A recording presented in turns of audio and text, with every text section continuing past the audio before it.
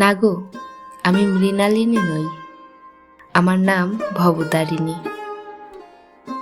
আমি যশোরের কুলতলি গ্রামের মেয়ে। আমার বাবা বেনি রায় সেরেস্তায় কাজ করতেন জোড়াসাঁকোয় ঠাকুরদের জমিদার বাড়িতে। ওরা ছিল পিরালি বামন, মানে মুসলমানদের ছোঁয়া লাগা বামন। তাই ওদের ঘরে কেউ মেয়ে দিত না। আমার তখন 9 বছর 9 মাস বয়স। ঘরে বসে পুতুলের সংসার সাজাই আর পুকুরে দাপাদাপি করি। হঠাৎ শুনলাম আমার বিয়ে ঠিক করা হয়েছে। পাত্র জোড়াসাঁকোর জমিদার বাড়ির ছোট ছেলে। আমাকে নাকি দেখতে আসবে। তিনি আমায় দেখতে এলেন তার 2 বউঠানের সঙ্গে।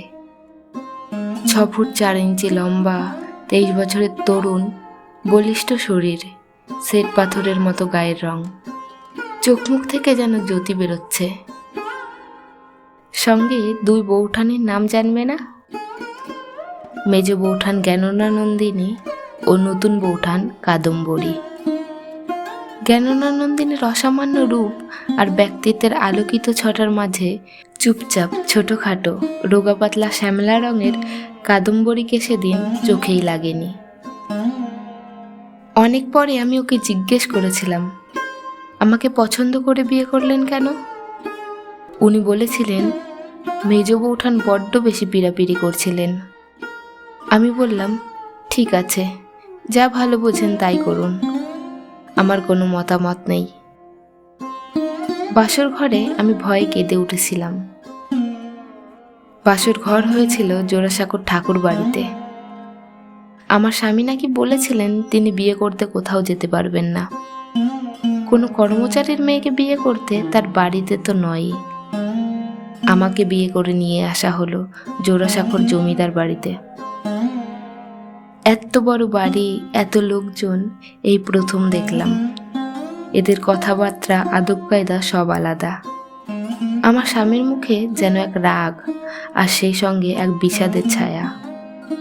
সেই রাগে বাসর ঘরে যখন ভাঁড় খেলা শুরু হয়েছে, তখন উনি সব ভাঁড়গুলি ধরে উপর করে দিতে লাগলেন। ছোট কাকিমা চিৎকার করে বলে উঠলেন, কি করছিস রবি? ভাঁড়গুলো সব উল্টে ফেলছিস কেন? আমার স্বামী বললেন, জানো কাকিমা, আজ থেকে আমার সব কিছু ওলট পালট হয়ে গেল, তাই ভাঁড়গুলো উল্টে দিচ্ছি। একটু দূরে পাথরের মূর্তির মতন দাঁড়িয়ে রয়েছেন নতুন বউঠান। আমার স্বামীর দিকে তাকিয়ে থাকা তার চোখ থেকে যেন আগুন ঝরছে। সেদিন বুঝিনি। আমার স্বামীর কথা শুনে সব মেয়েরা কেন জানি না কাদম্বরীর দিকে আর চোখে তাকিয়েছিল। নতুন বউঠানের সেই তাকিয়ে থাকা আর ওর সে কথা আমার আজও মনে আছে। আমার বিয়ের ঠিক 4 মাসের মাথায় ঘটল সেই মর্মান্তিক দুর্ঘটনা। দরজা ভেঙে দেখা গেল বিষ খেয়ে আত্মহত্যা করেছেন নতুন বউঠান। সঙ্গে পাওয়া গেল 2টি চিঠি। প্রথম চিঠিটি আমার ভাসুরের উদ্দেশ্যে লেখা একটি আপাদমস্তক প্রেমের চিঠি, লিখেছেন এক বিখ্যাত অভিনেত্রী। আরেকটি চিঠি কাদম্বরী লিখেছেন তার স্বামীর উদ্দেশ্যে। কানাঘুষে শুনতে পেলাম এর আগেও নাকি আত্মহত্যা করতে গিয়েছিলেন কাদম্বরী। 17 বছরের দেওর ও 19 বছরের বৌদির গোপন সম্পর্ক নিয়ে ঠাকুরবাড়ির আনাচে কানাচে এক পারিবারিক ঝড় উঠেছে তখন। এই ঝড় আটকাতে স্বয়ং পিতৃদেব তার ছোট ছেলেকে তড়িঘড়ি বিলেতে পাঠিয়ে দেওয়ার কড়া নির্দেশ দেন।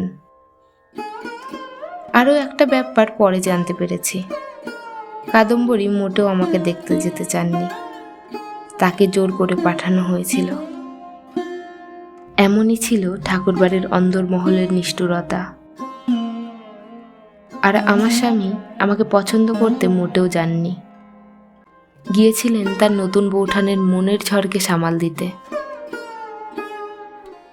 9 বছর 9 মাসে বিয়ে হলো। আমি সন্তানবতী হলাম 11 বছর কয়েক মাস বয়সে। 10 বছরের মধ্যে আমাকে 5টি সন্তান দিলেন তোমাদের রবি ঠাকুর।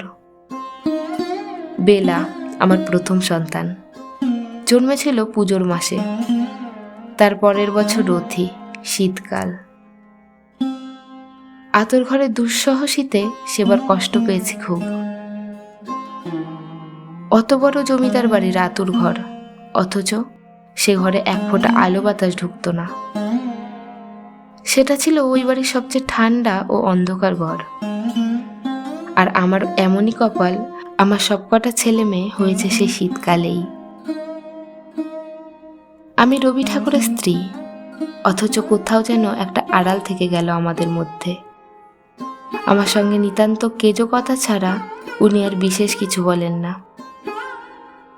আমি বুঝি উনি যেসব মেয়েদের সঙ্গ পছন্দ করেন, আমি তাদের দলে নই। আমার লেখা চিঠিগুলোর ভাষাও বড় সাধারণ। আর যাই হোক, সেখানে কবি রবীন্দ্রনাথ থাকেন না। আমার মেজো ভাসুরের মেয়ে ইন্দিরাকে অজস্র চিঠি লেখেন তার রবি কাকা। ইন্দিরা আমারই বয়সী।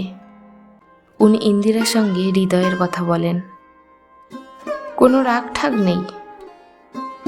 কখনো ওরা ভুলে যায় যে ওদের সম্পর্কটা কাকা ভাইজির। পরের চিঠি পড়তে নেই। একটি চিঠি লুকিয়ে পড়েছিলাম। উনি ইন্দিরাকে লিখেছেন, তোকে আমি যেসব চিঠি লিখেছি তাতে আমার মনে সমস্ত বিচিত্র ভাব যেরকম ব্যক্ত হয়েছে, এমন আর কোনো লেখায় হয়নি। তোকে আমি যখন লিখি তখন আমার এ কথা কখনো মনে উদয় হয় না যে তুই আমার কোনো কথা বুঝবি নে, কিংবা ভুল বুঝবি, কিংবা বিশ্বাস করবি না, কিংবা যেগুলি আমার পক্ষে গভীরতম সত্য কথা সেগুলোকে তুই কেবলমাত্র সুরচিত কাব্য কথা বলে মনে করবি।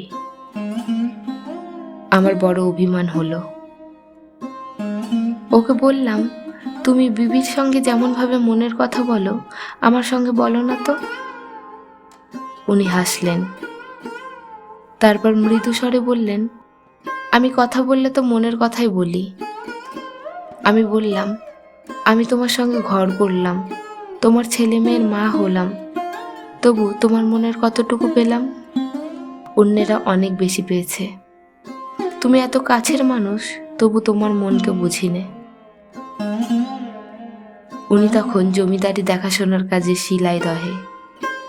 আমি সংসার টানছি জোড়াসাঁকোই। রোজ চিঠি লেখেন, আমাকে নয় বিবিকে। আমার মন টিকল না। জোর করে ছেলে মেয়েদের নিয়ে গেলাম ওর কাছে। উনি বিবিকে লিখলেন, সেলাই দহের আকাশ পদ্মের বাতাস তাকে বেষ্টন করে আছে হৃদয়পুঞ্জের মতো। পরশু থেকে সেই নির্জনতা আর থাকবে না, কারণ পরশু ওখানে জনসমাগম হবে। ইন্দিরা হাসতে হাসতে দেখালো সেই চিঠি। উনি সত্যি লিখেছেন। ওরা এলে আমি তখন তমুকের বাপ, অমুকের স্বামী, শ্রীযুক্ত অমুক। এইরকম ভিড়ের মধ্যে কি প্রাণের মেয়ে ইন্দিরাকে চিঠি লেখা যায়? আমার গলার কাছে একটা কষ্ট আটকে রইল। আমি, আমাদের সন্তানেরা পারিবারিক ভিড়, আমরা অবাঞ্ছিত। এতদিন পরে তোমাকে জিজ্ঞাসা করছি ইন্দিরা, কি এমন ছিল সেসব চিঠিতে যার জন্য বিশ্বভারতীতে জমা দেওয়া সেসব চিঠিগুলি তোমাকে ছিঁড়ে দিতে হয়, অথবা কালো কালি দিয়ে এমনভাবে কেটে দিতে হয় যাতে কেউ না পড়তে পারে? তোমাদের রবি ঠাকুর সারা জীবনে 252খানা চিঠি লিখেছেন ইন্দিরাকে, আর আমাকে লিখেছেন 15টি। না, আমার কোনো অভিমান নেই। কেন অভিমান থাকবে? আমি যে ওদের বাড়ির সেরেস্তার মেয়ে। রবীন্দ্রনাথের স্ত্রী হওয়ার কোনো যোগ্যতাই আমার নেই, না শিক্ষায় না বংশমর্যাদায়। কলকাতা ছেড়ে একসময় সংসার পাতলাম বোলপুরে।